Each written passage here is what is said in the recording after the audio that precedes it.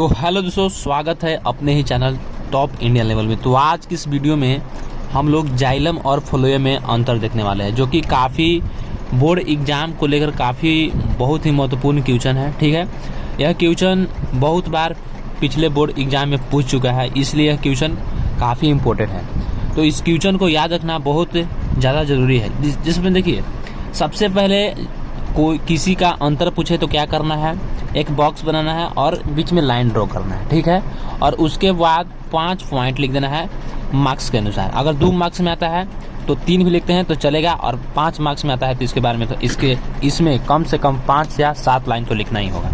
चलिए तो बात करते हैं पॉइंट बाई पॉइंट, हम लोग समझते हैं। देखिए, सबसे पहले जाइलम में जो पहला पॉइंट है कि सबसे पहले बता दें कि जो जाइलम और फ्लोएम जो है वो क्या है, एक संवहन ऊतक है। पेड़ पौधे में जो पाए जाने वाला क्या है, संवहन ऊतक है। यानी कि कहने का मतलब कि भोजन और जल को ढोने वाला क्या है, एक माध्यम है। ठीक है, देखिए जो जाइलम है एक प्रकार का पेड़ पौधे में पाए जाने वाला क्या है, संवहन ऊतक है। ठीक है, क्या है, संवहन ऊतक है। और ये भी क्या है, संवहन ऊतक है। ठीक है, ये भी क्या है, संवहन ऊतक है। लेकिन इसका जो प्रमुख कार्य होता है जल का पहुंचाना होता है, लेकिन इसका जो प्रमुख कार्य होता है वो भोजन का पहुंचाना होता है। इसका होता है भोजन का पहुंचाना और इसका होता है जल का पहुंचाना। तो इसलिए पहला जो पॉइंट हो गया, क्या हो गया कि जो जाइलम ऊतक होता है वो जल का संवहन करता है और जो फ्लोएम ऊतक होता है वो भोजन का संवहन करता है।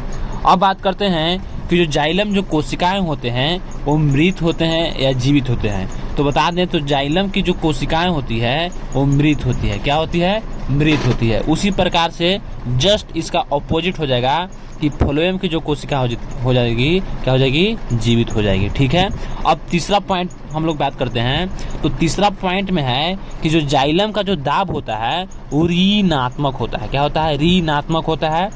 और फ्लोएम का जो दाब होता है धनात्मक होता है। ठीक है, तो दाब के बात किया जाए जाइलम के तो ऋणात्मक हो जाएगा, और फ्लोएम का दाब के बात किया जाए तो धनात्मक हो जाएगा। तो इसके लिए आप इसको याद रखिएगा। आगे हो जाएगा कि जाइलम के जो ऊतक को दारू कहते हैं। क्या कहते हैं, जाइलम के जो ऊतक को क्या कहते हैं, दारू कहते हैं। और फ्लोएम के जो ऊतक होता है उसको वाष्ट कहते हैं।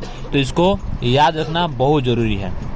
आगे जाइलम की जो गति होती है, जाइलम की जो गति होती है वो नीचे से ऊपर की ओर होती है। नीचे से ऊपर की ओर होगा, नीचे से ऊपर की ओर होगा तो जाइलम हो जाएगा। और फ्लोएम की जो गति होगा वो सभी दिशाओं में होती है, सभी दिशाओं में, क्योंकि भोजन सगरों पहुंचाना होता है, सभी जगह पहुंचाना होता है। इसलिए फ्लोएम का जो गति होता है वो सभी दिशाओं में होता है, लेकिन जाइलम का जो गति होता है वो नीचे से, यानी कि जड़ से जल आता है तो नीचे से ऊपर की ओर गति करता है, नीचे से ऊपर की ओर गति करता है। इसलिए यह 5 जो पॉइंट है अगर आप लिख देते हैं तो आशा कीजिए आपको अगर 2 मार्क्स का आता है तो कम से कम 3 पॉइंट लिखना है, और 5 मार्क्स का आता है तो कम से कम 5 पॉइंट लिखना है। और यही अगर आप लिखते हैं तो ठीक है। मिलते हैं किसी और नेक्स्ट वीडियो में, तब तक के लिए जय हिंद।